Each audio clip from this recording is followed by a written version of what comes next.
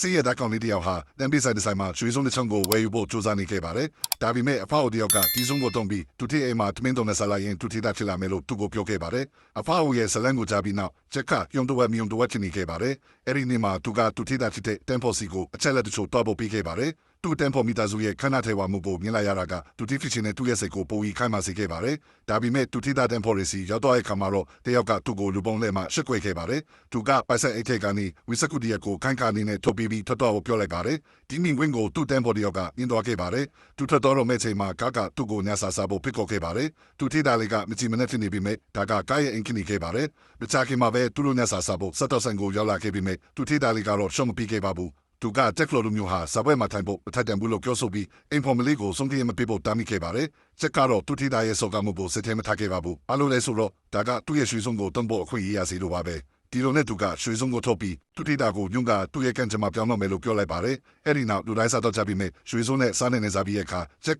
စွန်ပေါ်မှာရွှေရောင်လေးနဲ့တခုရှိနေတာကိုတတိထားမိလိုက်ပါတယ်။ကားရဲ့အိမ်မှာဆက်ပြီးစားတော့မှန်ဖို့ချက်ကသူ့ရဲ့ပိုင်ဆိုင်မှုစီမံခန့်ခွဲရေးစီရင်ခံစားဖို့ကူညီပေးမယ်လို့ကလန်ခဲ့ပြီးသူထိတာလေးတွေကတာဖို့မြင်သွားခဲ့တယ်။အဲဒီနောက်သူကချက်စီကိုချင်းကလာပြီးကားနဲ့ဝီဝီနေဖို့တတိပေးခဲ့ပါတယ်။သူတိမထားမိလိုက်တာကသူ့ရဲ့လောက်ရက်တွေဟာချက်ရဲ့ဘဝကိုကားရဲ့ဘဝနဲ့လဲမဲဖစ်စင်ကိုချိန်မြစ်ပေးလိုက်လို့ဖြစ်သွားတာပါပဲ။အဲဒီနောက်မှာတော့သူကကားရဲ့အင်ကိုလာပြီးသူရေးထားတဲ့စီရင်ခံစားဖို့ပေးခဲ့ပါတယ်။ကားကစီရင်ခံစားဖို့ရလို့ပြောရှင်နေခဲ့ပါတယ်။ချက်ကကားရဲ့စီစဉ်နဲ့နှဆာကျွေးဖို့တောင်းဆိုခဲ့ပါတယ်။မချခင်မှာပဲအင်ဖော်မလီကခေါက်ဆဲနေပွဲကိုယူလာပေးခဲ့ပါတယ်။ချက်ကတုံလုံးရင်းနဲ့သူ့ရဲ့ရွှေစုံကိုထိုးလိုက်ပါတယ်။ချက်စားတော့မဲ့ချိန်မှာပဲကားရဲ့တူတီပါကင်ကြီးကအင်ကန်ရောက်လာခဲ့ပါတယ်။သူကချက်ကိုတွေ့ပြီးအနာတော့ကစီရတာရီနဲ့ပေါနာဟာအချိန်ဖြုံးခြင်းပဲလို့လူတိုင်းရှိမှတူတာကိုစတင်ဖြစ်တင်มาတော့တယ်။ကားကသူ့ဖေကိုမနှုံဆိုင်ရတာကြောင့်ချက်ရဲ့ပစ္စည်းတွေကိုတင်ပေးပြီးလွှတ်လိုက်ရပါတယ်။ဒါပေမဲ့တကဝကချက်ကတော့မကြည့်နိုင်ပဲသူ့လက်ထဲကရွှေစုံကိုကြည့်နေခဲ့ပါတယ်။ချက်ကတိတ်ကစကလဲလာပြီးအင်ဖော်မလီလက်ထဲကအစားစားဖို့လူယူကပါစတဲ့ထဲလိုက်ပါတယ်။ဒီလိုနဲ့သူ့ထဲအိမ်မှာသူ့ရဲ့ဒုတိယချိန်ရောက်စားဖို့အားရပါရစတပ်ပြီးဆုံးခဲ့ပါတယ်။ဒါပေမဲ့အဲ့ဒီချိန်မှာကားရဲ့သူ့ထဲဖခင်နဲ့မိထွေတို့ပေါ်လာခဲ့ပါတယ်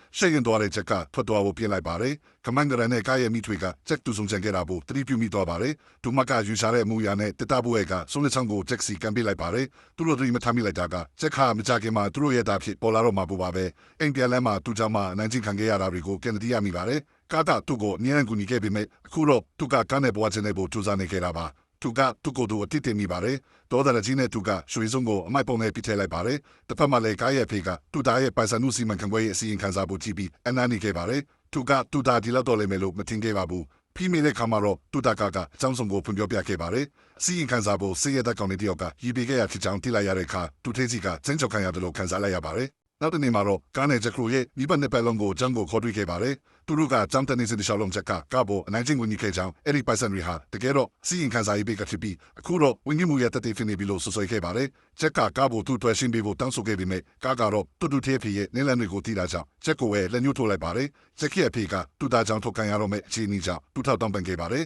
်သူသေးပေထွက်တော့စီရသားလျောက်ရဲ့သူ့သက်ဆောင်ဟာဘာတိပဲမှမရှိခဲ့ပါဘူးဒီမြင့်ကွင်းကိုသူ့တန်ဖော်ရီကညှိတွေ့တော်ခဲ့ကြပါတယ်သူ့ဖေးရဲ့နှင်းချမှုကိုချက်တယောက်မခံရနိုင်တော့ပါဘူးသူကတီတူသေးမိသားစုကိုပြင်းပြင်းထန်ထန်ပေးဆက်စီရမယ်လို့ဆုံးဖြတ်လိုက်ပါတယ်။နေဗမာချက်ကကာစီတော်ပြီးဘာလို့သူ့ကိုအပြစ်ပုံချခဲ့ရလဲလို့မိခဲ့ပါတယ်။ကာကချက်ကိုသူငယ်ချင်းဖြစ်ပရုံကမှသဘောမထားခဲ့ပါဘူး။သူကချက်ကိုကိရိယာတစ်ခုလိုအတုံးချခဲ့ပြီးသူ့ကိုစတင်အောင်ပြောင်းပါတော့တယ်။ကာတရီမထားမိလိုက်တာကချက်ကသူပြောတဲ့ညဘို့အတန်ဖန်ထားခဲ့ရပါပဲ။ကာကအရင်ကိုဆဲလို့ရှာသွားပြီးအိတ်ကထဲကပိုင်ဆန်ကိုထုတ်ကအတန်ဖန်ကိုဝဲဖို့ကြိုးစားခဲ့ပါတယ်။ဒါပေမဲ့ချက်ကသူ့ကိုအလုံးမပေးစင်ခဲ့ပါဘူး။ကာကရှေ့ကိုတိုးပြီးချက်ကိုဆွဲလို့ပါတော့တယ်တွန်းတိုးဆိုင်ငယ်လို့ပြီးနောက်မှာတော့ချက်ကတရာဘော်ကပြူချသွားခဲ့ပြီးမြဲကာကသူ့ကိုအချိန်မီဖက်ဆွဲထားနိုင်ခဲ့ပါတယ်။ဒါပေမဲ့မူရပြီးချုံနေတာကြောင့်ချက်ကရီရဲကိုပြူချသွားခဲ့ပါတယ်။ကာကချင်းနီကိုစစ်ဆေးဖို့ပြေးလော်တော့ခဲ့ပြီးမြဲဘာမှလုပ်လို့မရခဲ့ပါဘူး။သူကရေမကူတတ်ပါဘူး။အချစ်မဘော်တော်မှာဆိုတာကြောင့်သူကရဲကိုဖုန်းခေါ်ခဲ့ပြီးမြဲစကားကုန်းမှပြောပဲတေးလန်နေကြနဲ့ထွက်သွားခဲ့ပါတယ်။ရီအောင်မှာတော့ချက်တယောက်ရင်းနေတော့မလို့ခင်းနေခဲ့ပါတယ်။ရုတ်တရက်သူကရွှေစုံတဲ့ချောင်းကိုမြင်လိုက်ရပါတယ်။ဒီအချိန်မှာချက်ကရုံးကန်နေခဲ့ပါတယ်။သူ့ရဲ့ကလေးစားချမှုကအခုဝဲစတင်တော့မှာပါ။